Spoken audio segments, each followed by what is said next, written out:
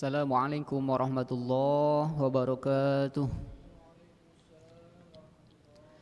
Bismillahirrahmanirrahim. Alhamdulillahi rabbil alamin. Bi ni'matihi tatimmus shalihat. Asyhadu an la ilaha illallah wa asyhadu anna Muhammadan abduhu wa rasuluh. Allahumma salli ala Muhammad wa ala ali Muhammad fil alamin innaka Hamidum Majid. Faya ibadallah usikum wa iyaya bitaqwallah faqad fazal muttaqun. Ramadan adalah bulan diturunkannya Al-Quran. Sebagaimana sering kita baca di dalam surah Al-Baqarah, Allah berfirman, a'udzubillahi minasyaitonir rajim. Syahrul Ramadan allazi unzila fihi al-Quran hudal linnas wa bayyinatin minal huda wal furqan. Al-ayah. Ramadan bukan lagi kita fahami, tetapi kita yakini dan imani bahwasanya Al-Quran diturunkan pada bulan Ramadan. Dan Al-Quran ini turun sebagaimana ayat setelahnya atau kalimat setelahnya, hudal linnas wa bayyinatin minal huda wal furqan. Al-Quran ini setidaknya menjadi lentera, menjadi pegangan bagi setiap orang agar kita bisa membedakan mana yang hak, mana yang batil, mana yang benar, mana yang salah. Dan kalau kita berbicara tentang Al-Quran, maka akan sangat luas sekali pembahasannya. Dan kalau kita berbicara tentang bagaimana Al-Quran diturunkan, itu sudah jelas sekali. Dan bagaimana Al-Quran apa kandungannya, banyak sekali. Tetapi barangkali yang simpel karena waktu terbatas kita, bahwasanya Al-Quran turun itu bukan hanya sebatas harus kita baca, tetapi harus kita fahami, kita amalkan. Jamaah sholat tarawih yang dirahmati oleh Allah Subhanahu wa ta'ala, sebagai pengantar bahwasanya hari ini ada di antara kolega kita, saudara kita, dosen daripada Fakultas Ekonomi dan Bisnis pada hari ini, almarhum Bapak Abah Afgan Dudung Abdurrahman yang meninggal dunia. Kita sama-sama doakan mudah-mudahan beliau diterima amal ibadahnya, mudah-mudahan beliau dimaafkan segala khilafnya, dan mudah-mudahan Allah janjikan surga kepadanya. Amin Allahumma amin. Jamaah salat tarawih yang dirahmati oleh Allah Subhanahu wa taala, kalau kita pernah membaca hikmah dan keutamaan Al-Quran, sering sekali sepertinya. Di antaranya misalkan Rasulullah SAW menyampaikan, khairukum man ta'allamal Qur'an wa 'allamah. Sebaik-baik kita adalah orang yang mempelajari Al-Quran dan mengamalkannya. Bahkan Rasulullah SAW memerintahkan kepada kita untuk membaca Al-Quran. Iqra'u Al-Quran fa innahu ya'ti yaumal qiyamah syafi'an li ashabih. Bahwasanya Rasulullah SAW memerintahkan kepada kita untuk membaca Al-Quran. Bacalah oleh kalian Al-Quran, karena pastinya Al-Quran akan datang pada hari kiamat bagi para sahabat-sahabatnya. Jamaah yang dirahmati oleh Allah, kalau kita lihat secara ilmu usul fikih, yang namanya al-aslu fil amr lil wujub, asal dari kata perintah itu adalah wajib. Artinya kalau Rasulullah SAW memerintahkan kepada umatnya untuk membaca Al-Quran, untuk membaca secara mendalam, memahami Al-Quran, tetapi ada umatnya yang tidak melakukan terhadap perintah Rasulullah SAW tersebut, maka kalau kita lihat secara usul fikih, hukumnya dosa. Karena al-aslu fil amr lil wujub, asal dari kata perintah itu adalah wajib. Kalau yang namanya wajib, yusabu ala fi'lihi wa yu'aqabu ala tarkihi. Orang yang mengamalkan akan dicatat pahalanya, diberikan pahala, akan diganjar. Tetapi orang yang meninggalkan itu akan dicatat sebagai kemaksiatan, sebagai dosa. Sidang jamaah tarawih yang dirahmati oleh Allah Subhanahu wa taala. Pada malam ini setidaknya kita akan batasi terkait dengan sahabat-sahabat Al-Qur'an. Orang-orang yang senantiasa berinteraksi dengan Al-Qur'an, sebagaimana tadi bahwasanya bacalah oleh kalian Al-Qur'an, maka Al-Qur'an itu akan datang pada hari kiamat memberikan syafaat kepada sahabat-sahabatnya. Siapa saja sahabat Al-Qur'an? Tentunya bisa kita lihat dari 5 parameter, 5 tanda yang dinyatakan orang itu adalah sahabat Al-Qur'an. Yang pertama adalah tilawatan. Kalau dia ngaku sahabat Al-Qur'an, sering berinteraksi dengan Al-Qur'an, maka dia akan sering bercakap-cakap dengan Al-Qur'an. Caranya bagaimana? Yaitu dengan tilawatan, sering membaca Al-Qur'an. Karenanya pada bulan Ramadan biasanya orang-orang akan berlomba untuk membaca Al-Qur'an, tadarus Al-Qur'an minimal 1 kali khatam. Yang pertama tandanya apa? Tilawatan, membaca Al-Qur'an. Kemudian yang kedua adalah fahman. Setelah kita berusaha membaca dan membaca, berinteraksi, ngobrol dengan Al-Qur'an, berikutnya adalah kita harus memahami Al-Qur'an. Memahami Al-Qur'an dengan baik, fahman atau tafhiman. Kita harus memahami Al-Qur'an.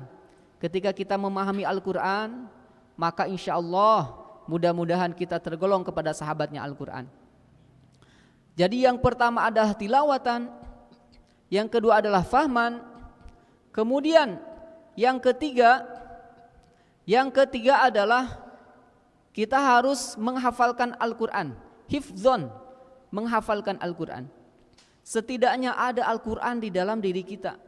Karena itu di dalam keterangan yang lain, orang yang tidak ada sedikit pun dari Al-Qur'an di dalam mulutnya, di dalam hatinya, maka ibarat sebuah rumah yang akan roboh.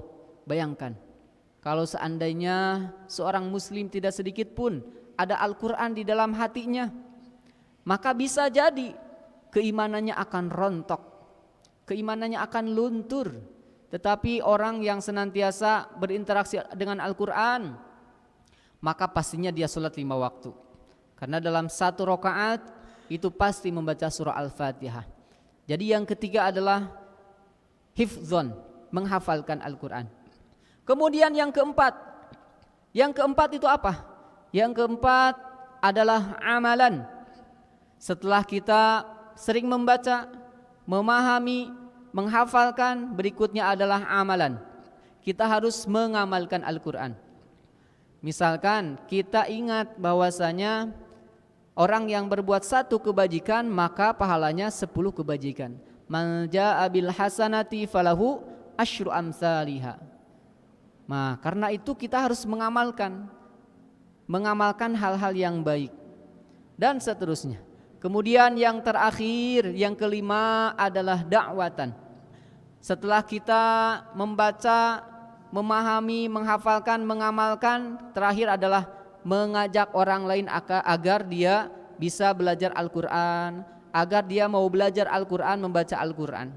Maka insya Allah itulah 5 tanda sahabat Al-Qur'an. Hal ini bisa kita ilustrasikan menjadi sebuah kelompok yang ada di masyarakat kita.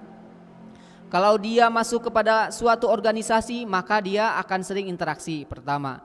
Kedua, dia akan memahami organisasi itu seperti apa. Kemudian yang ketiga, dia akan, kalau ada himne, dia akan hafal himnenya. Kalau ada kode, dia akan ada kodenya. Kemudian setelah itu hafal, itu ada tandanya, misalkan ada pin, ada sabuk dan seterusnya.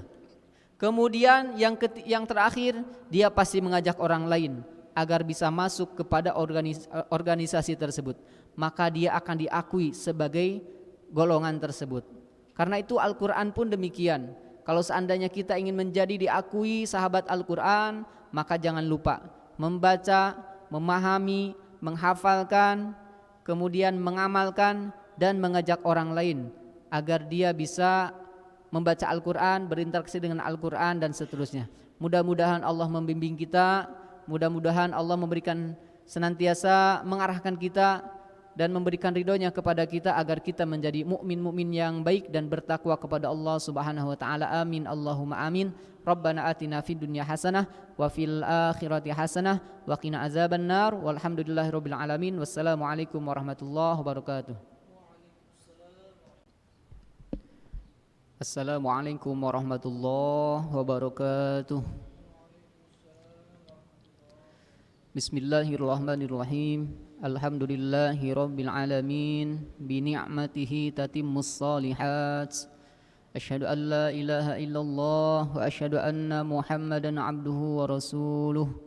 Allahumma salli ala Muhammad wa ala ali Muhammad fil alamin innaka Hamidum Majid. Faya ibadallah usikum wa iyaya bitaqwallah faqad fazal muttaqun. Ramadan adalah bulan diturunkannya Al-Quran. Sebagaimana sering kita baca di dalam surah Al-Baqarah, Allah berfirman, A'udzubillahi minasyaitonirrajim. Syahrul Ramadan allazi unzila fihi al-Quran hudal linnas wa bayyinatin minal huda wal furqan. Al-ayah. Ramadan bukan lagi kita fahami, tetapi kita yakini dan imani bahwasanya Al-Quran diturunkan pada bulan Ramadan. Dan Al-Quran ini turun sebagaimana ayat setelahnya atau kalimat setelahnya, hudal linnas wa bayyinatin minal huda wal furqan. Al-Quran ini setidaknya menjadi lentera, menjadi pegangan bagi setiap orang agar kita bisa membedakan mana yang hak, mana yang batil, mana yang benar, mana yang salah. Dan kalau kita berbicara tentang Al-Quran, maka akan sangat luas sekali pembahasannya. Dan kalau kita berbicara tentang bagaimana Al-Quran diturunkan, itu sudah jelas sekali. Dan bagaimana Al-Quran apa kandungannya, banyak sekali. Tetapi barangkali yang simpel karena waktu terbatas kita, bahwasanya Al-Quran turun itu bukan hanya sebatas harus kita baca, tetapi harus kita fahami, kita amalkan. Jamaah sholat tarawih yang dirahmati oleh Allah Subhanahu wa ta'ala, sebagai pengantar bahwasanya hari ini ada di antara kolega kita, saudara kita, dosen daripada Fakultas Ekonomi dan Bisnis pada hari ini, almarhum Bapak Abah Afgan Dudung Abdurrahman yang meninggal dunia. Kita sama-sama doakan mudah-mudahan beliau diterima amal ibadahnya, mudah-mudahan beliau dimaafkan segala khilafnya, dan mudah-mudahan Allah janjikan surga kepadanya. Amin Allahumma amin. Jamaah salat tarawih yang dirahmati oleh Allah Subhanahu wa taala. Kalau kita pernah membaca hikmah dan keutamaan Al-Quran, sering sekali sepertinya. Di antaranya misalkan Rasulullah SAW menyampaikan, khairukum man ta'allamal Qur'an wa 'allamah. Sebaik-baik kita adalah orang yang mempelajari Al-Quran dan mengamalkannya. Bahkan Rasulullah SAW memerintahkan kepada kita untuk membaca Al-Quran. Iqra'u Al-Quran fa innahu ya'ti yaumal qiyamah syafi'an li ashabih. Bahwasanya Rasulullah SAW memerintahkan kepada kita untuk membaca Al-Quran. Bacalah oleh kalian Al-Quran, karena pastinya Al-Quran akan datang pada hari kiamat bagi para sahabat-sahabatnya. Jamaah yang dirahmati oleh Allah, kalau kita lihat secara ilmu usul fikih, yang namanya al-aslu fil amr lil wujub, asal dari kata perintah itu adalah wajib. Artinya kalau Rasulullah SAW memerintahkan kepada umatnya untuk membaca Al-Quran, untuk membaca secara mendalam, memahami Al-Quran, tetapi ada umatnya yang tidak melakukan terhadap perintah Rasulullah SAW tersebut, maka kalau kita lihat secara usul fikih, hukumnya dosa. Karena al-aslu fil amr lil wujub, asal dari kata perintah itu adalah wajib. Kalau yang namanya wajib, yusabu ala fi'lihi wa yu'aqabu ala tarkih. Orang yang mengamalkan akan dicatat pahalanya, diberikan pahala, akan diganjar. Tetapi orang yang meninggalkan itu akan dicatat sebagai kemaksiatan, sebagai dosa. Sidang jamaah tarawih yang dirahmati oleh Allah Subhanahu wa taala. Pada malam ini setidaknya kita akan batasi terkait dengan sahabat-sahabat Al-Qur'an. Orang-orang yang senantiasa berinteraksi dengan Al-Qur'an, sebagaimana tadi bahwasanya bacalah oleh kalian Al-Qur'an, maka Al-Qur'an itu akan datang pada hari kiamat memberikan syafaat kepada sahabat-sahabatnya. Siapa saja sahabat Al-Qur'an? Tentunya bisa kita lihat dari 5 parameter, 5 tanda yang dinyatakan orang itu adalah sahabat Al-Qur'an. Yang pertama adalah tilawatan. Kalau dia ngaku sahabat Al-Qur'an, sering berinteraksi dengan Al-Qur'an, maka dia akan sering bercakap-cakap dengan Al-Qur'an. Caranya bagaimana? Yaitu dengan tilawatan, sering membaca Al-Qur'an. Karenanya pada bulan Ramadan biasanya orang-orang akan berlomba untuk membaca Al-Qur'an, tadarus Al-Qur'an minimal 1 kali khatam. Yang pertama tandanya apa? Tilawatan, membaca Al-Qur'an. Kemudian yang kedua adalah fahman. Setelah kita berusaha membaca dan membaca, berinteraksi, ngobrol dengan Al-Qur'an, berikutnya adalah kita harus memahami Al-Qur'an. Memahami Al-Qur'an dengan baik, fahman atau tafhiman. Kita harus memahami Al-Qur'an. Ketika kita memahami Al-Qur'an, maka insya Allah mudah-mudahan kita tergolong kepada sahabatnya Al-Qur'an. Jadi yang pertama adalah tilawatan, yang kedua adalah fahman, kemudian yang ketiga adalah kita harus menghafalkan Al-Qur'an, hifdzon, menghafalkan Al-Qur'an. Setidaknya ada Al-Qur'an di dalam diri kita. Karena itu di dalam keterangan yang lain, orang yang tidak ada sedikit pun dari Al-Qur'an di dalam mulutnya, di dalam hatinya, maka ibarat sebuah rumah yang akan roboh. Bayangkan, kalau seandainya seorang muslim tidak sedikit pun ada Al-Qur'an di dalam hatinya, maka bisa jadi keimanannya akan rontok, keimanannya akan luntur. Tetapi orang yang senantiasa berinteraksi dengan Al-Qur'an, maka pastinya dia sholat 5 waktu. Karena dalam 1 rakaat itu pasti membaca surah Al-Fatihah. Jadi yang ketiga adalah hifdzon, menghafalkan Al-Qur'an. Kemudian yang keempat itu apa? Yang keempat adalah amalan. Setelah kita sering membaca, memahami, menghafalkan, berikutnya adalah amalan. Kita harus mengamalkan Al-Qur'an. Misalkan kita ingat bahwasanya orang yang berbuat 1 kebajikan maka pahalanya 10 kebajikan. Man jaa'a bil hasanati falahu asyru amsalihha. Nah, karena itu kita harus mengamalkan hal-hal yang baik dan seterusnya. Kemudian yang terakhir, yang kelima adalah dakwatan. Setelah kita membaca, memahami, menghafalkan, mengamalkan, terakhir adalah mengajak orang lain agar dia bisa belajar Al-Qur'an, agar dia mau belajar Al-Qur'an, membaca Al-Qur'an. Maka insya Allah itulah 5 tanda sahabat Al-Qur'an. Hal ini bisa kita ilustrasikan menjadi sebuah kelompok yang ada di masyarakat kita. Kalau dia masuk kepada suatu organisasi, maka dia akan sering interaksi, pertama. Kedua, dia akan memahami organisasi itu seperti apa. Kemudian yang ketiga, dia akan, kalau ada himne, dia akan hafal himnenya. Kalau ada kode, dia akan ada kodenya. Kemudian setelah itu hafal, itu ada tandanya, misalkan ada pin, ada sabuk dan seterusnya. Kemudian yang terakhir, dia pasti mengajak orang lain agar bisa masuk kepada organisasi tersebut. Maka dia akan diakui sebagai golongan tersebut. Karena itu Al-Qur'an pun demikian.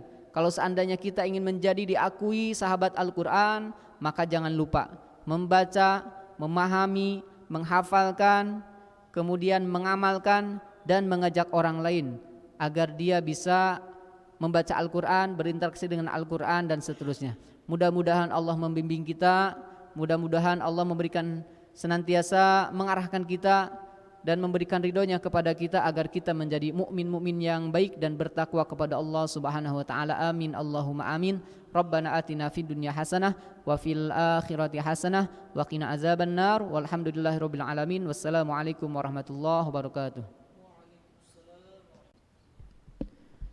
Assalamualaikum warahmatullahi wabarakatuh. Bismillahirrahmanirrahim. Alhamdulillahi rabbil alamin. Bi ni'matihi tatimmus salihat. Asyhadu an la ilaha illallah wa asyhadu anna Muhammadan abduhu wa rasuluh. Allahumma salli ala Muhammad wa ala ali Muhammad fil alamin innaka Hamidum Majid. Faya ibadallah usikum wa iyaya bitaqwallah faqad fazal muttaqun. Ramadan adalah bulan diturunkannya Al-Quran. Sebagaimana sering kita baca di dalam surah Al-Baqarah, Allah berfirman, A'udzubillahi minasyaitonirrajim. Syahrul Ramadan allazi unzila fihi al-Quran hudal linnas wa bayyinatin minal huda wal furqan. Al-ayah. Ramadan bukan lagi kita fahami tetapi kita yakini dan imani bahwasanya Al-Quran diturunkan pada bulan Ramadan. Dan Al-Quran ini turun sebagaimana ayat setelahnya atau kalimat setelahnya, hudal linnas wa bayyinatin minal huda wal furqan. Al-Quran ini setidaknya menjadi lentera, menjadi pegangan bagi setiap orang agar kita bisa membedakan mana yang hak, mana yang batil, mana yang benar, mana yang salah. Dan kalau kita berbicara tentang Al-Quran, maka akan sangat luas sekali pembahasannya. Dan kalau kita berbicara tentang bagaimana Al-Quran diturunkan, itu sudah jelas sekali. Dan bagaimana Al-Quran apa kandungannya, banyak sekali.